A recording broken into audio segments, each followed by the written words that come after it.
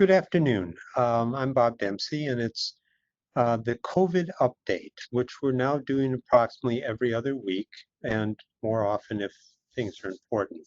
There have been some important changes at the university and nationally, which we need to talk about to try to guess as best possible what will come and what will come next. As you know, it's a fascinating mix of science and philosophy and social justice. It's all taking place at the same time. And that's the nature of a crisis often. It can remove the thin veneer of civilization and make very frightened people act out in fear and violence. We've seen some of that. And it has to be met with facts. As you know, I tend to like quotes, so I'm going to start and end this session with a quote. And the first is one about crisis, truth, and facts. It says, I'm a firm believer in people. Given the truth, they can be depended on to meet any crisis. The great part is to bring them the real facts. That's Abraham Lincoln. So what are the real facts? Well, we are in the middle of a crisis, and I say middle, of this COVID-19. It's a worldwide crisis, but the United States seems to be the lead issue in many ways. There are 10.5 million cases in the world, 500,000 deaths. A quarter of that is in the United States, which is ridiculous. The US is 4% of the world's population. And even the 1918 pandemic, which most people think started in the US and Kansas, did not affect the US as much as it did the rest of the world, mainly because we could be ahead of the rest of the world in restraining the disease or isolating the disease or treating the symptoms. There was no cure there. There is none today. And as you know, the elimination of a viral disease like this either depends on a vaccine, which provides a herd immunity, which means everybody gets it. You're talking smallpox or polio. That takes a long time and a very consistent non-mutating virus, or a virus that mutates itself out of existence, which this one hasn't done yet. Now it's become less effective, or some weather or humidity factors, which things like flu thrive in and don't thrive in. Well, clearly this started in a northern winter area, spread across northern winter regions, and now is running through Brazil. So it really doesn't pay attention to that. The state of Wisconsin has been relatively spared, 28,000 cases, 784 deaths, and Dane County even more so. It's not because we're that special, but we don't tend to mass together. The way this spreads are people don't wash their hands, they don't wear masks, and they are massed together. We have no subways, we are more spread out. We tend to do more than other people in other parts of this nation do to try to protect ourselves and each other's. We've had relatively less cases. So we talked about the nature of this situation. We talked about it, we're now 4 months in. We were hoping it would last 3 months, but it's gone longer. We had, quote, flattened the curve, and we had a plan, which was a 3-phase plan. I called it May, June, July, to open up society, not completely, but considerably. In phase 1, we were locked down tightly. The economy fails. People are out of work. Jobless rates are high. It's unsustainable. People then go to their doctors. Phase 2, where we are now, there's a careful opening up. You should mask, you should isolate, you should wash your hands, but more people coming to work, etc. Possibility of some more resistant population like children being able to be schooled. Phase 3, much more open. The problem was you open up a phase as the disease is declining. Well, it never really declined, and now it is really in this country kicking up again.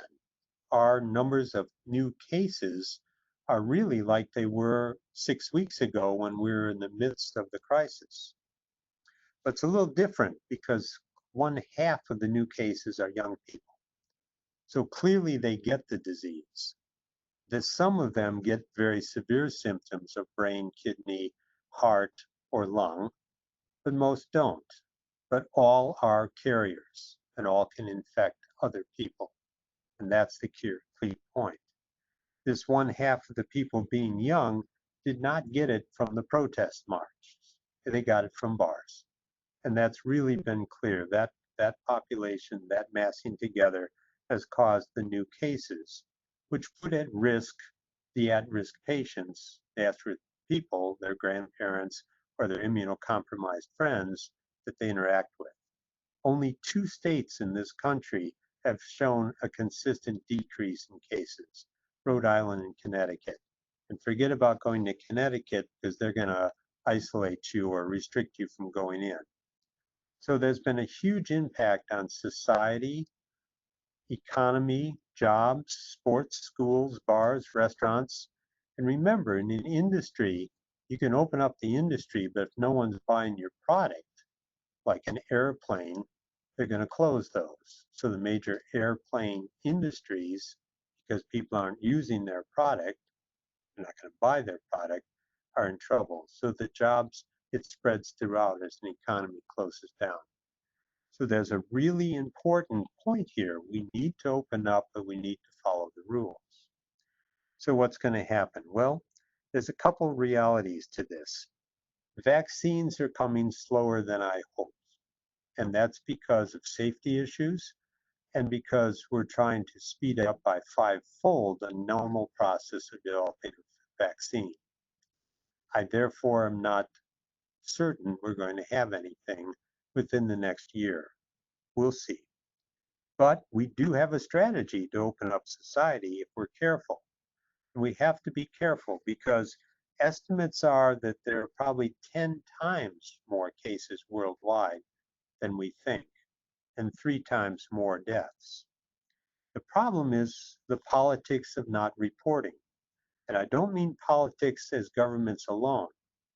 In 1918, people didn't report how many cases they had because they were afraid of being invaded during World War I.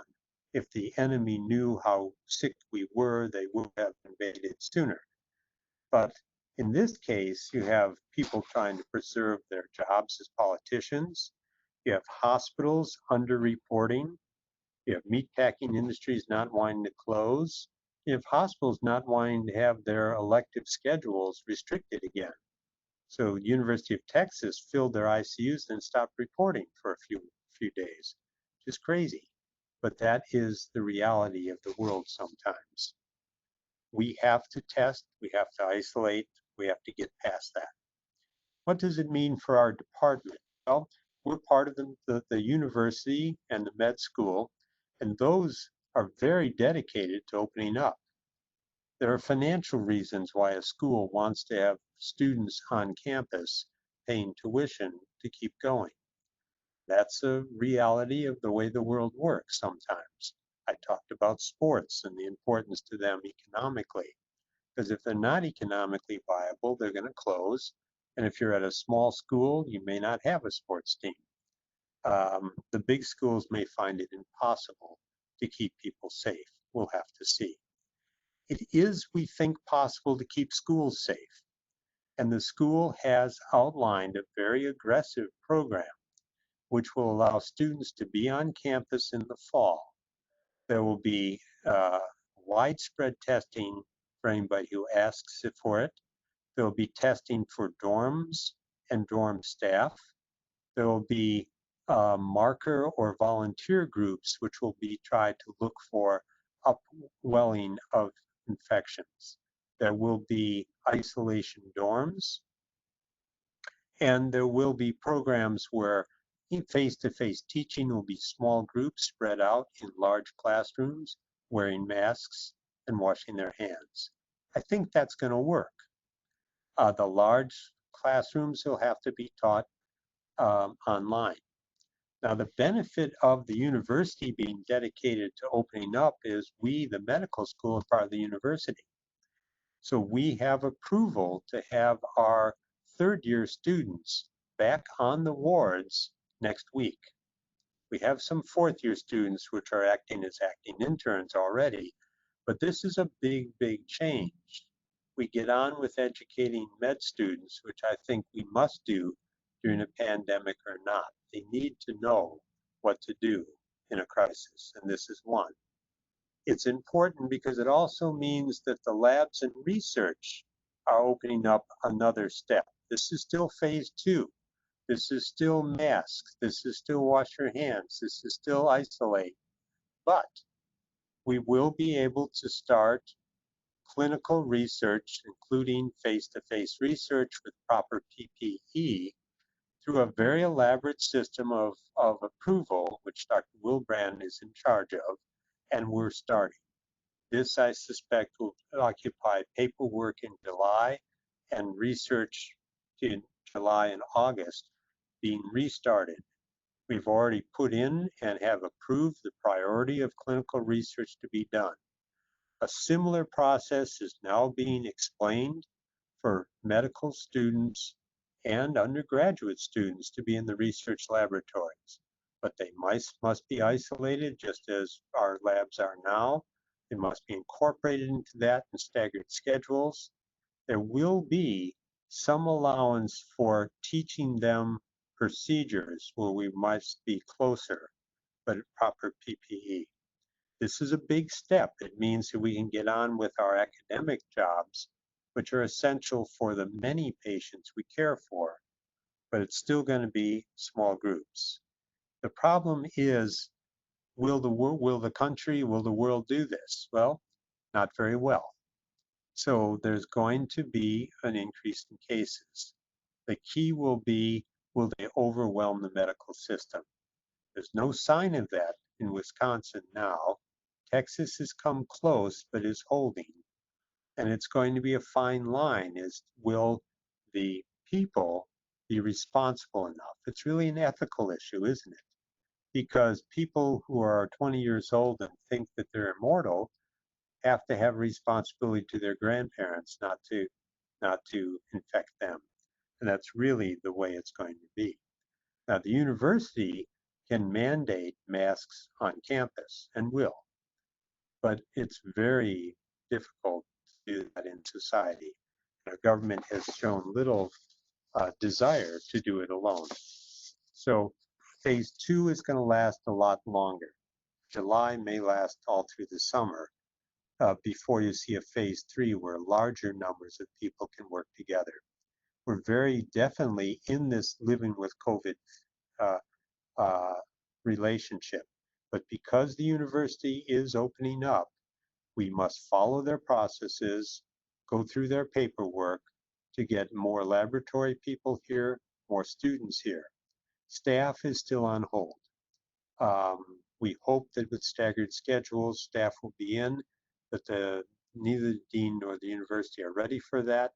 I predict that will happen when the university has students on campus in late August and September. I've always said that this is not just a scientific thing, but it's about people, it's about society, it's about people that you can very much predict. If you try to disrupt or close down a society as a crisis does, fear and violence happens. It has happened, it is happening, and we have to look out for each other. Virtual meetings, research, journal clubs, no travel, that's the way it's going to be for a while. But we have to look out for our co-workers, our co-people of our society. There's no place for small people playing on their insecurities by labeling other people as different. Race, religion, gender, jobs, titles, blaming them for that makes no sense. We have to see there is no other. We are in a worldwide condition, and it has made us equal, and we were always that way. But the health industry, what we do, medicine, surgery, can lead the way in changing that. We remain very fortunate locally. This local surge is not overwhelming the hospital. Most of these people are being treated at home. We're lucky, but we must isolate them before they spread it to the immunocompromised or older people. We can do this. We can get through it together. It's just going to be slow. Um, and we do it by following the rules. I don't predict that we're going to have big sporting events. I don't predict we're going to have big lectures, but we will do fine. We will do better with the small lecture groups, with the one-on-one distance teaching that we're famous for. Indeed, we're lucky in neurosurgery in that regard because we work well with small groups, and I think that has always been to our advantage. Just as it's to our advantage, we take care of very, very important things that throughout any crisis, need to be taken care of. Cancer, stroke, pain, congenital anomalies in children. I'm proud of that. And we respond to crisis and it brings out the best in us. So in hard times, we see great people. That's my feeling. And I'll end with another quote. The ultimate measure of a person is not where they stand in a moment of comfort, but where they stand at times of challenge and controversy. And that's Martin Luther King. So I want to thank everybody for what they do. I think we've made progress in spite of a country that is not making progress, and we will be able to do our work a little bit better, and it's slowly going to improve, but it's going to take months. I'd be happy to answer any questions anyone has. Please just unmute yourself if you have any questions.